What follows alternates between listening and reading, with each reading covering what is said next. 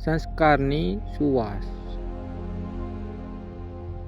ગામડાનું એક નાનકડું ઘર, આંગણામાં લીપણ કરેલું અને ગાયના ગળામાં બાંધેલી ઘંટડીનો રણકાર સવારના વહેલા 4 વાગ્યાથી સંભળાય. મગન કાકા અને રેવાબા આ ઘરમાં રહે. ભલે દીકરો શહેરમાં મોટા બંગલામાં રહેતો હોય, પણ આ વૃદ્ધ દંપતી પોતાની દેશી માટીમાં જ જીવ આવતો. જીવનનો અસલી સ્વાદ. એક દિવસ મગન કાકાનો પુત્ર આર્યન વેકેશન ગાળવા ગામડે આવ્યો.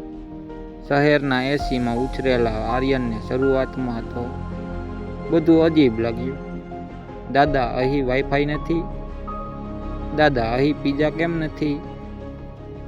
મગન કાકાએ હસીને જવાબ આપ્યો, બેટા, અહીં વાઈફાઈ નથી, પણ દિલનું કનેક્શન પાકું છે.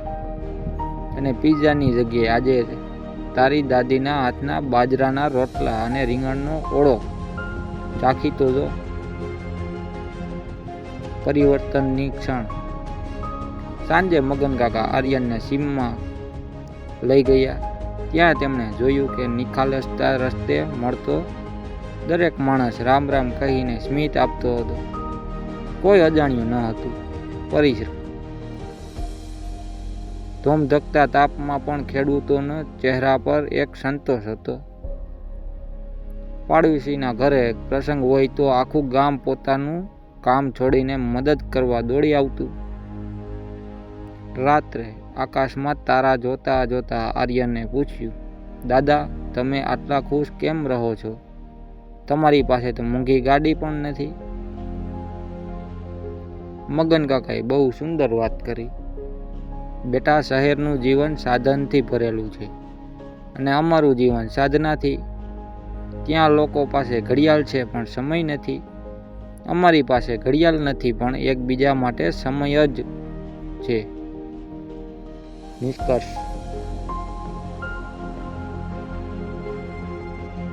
આર્યન જ્યારે પરત ફર્યો ત્યારે તેની સાથે માત્ર યાદો જ નહીં પણ દેશી સંસ્કારોની આખી મૂડી લઈને ગયો.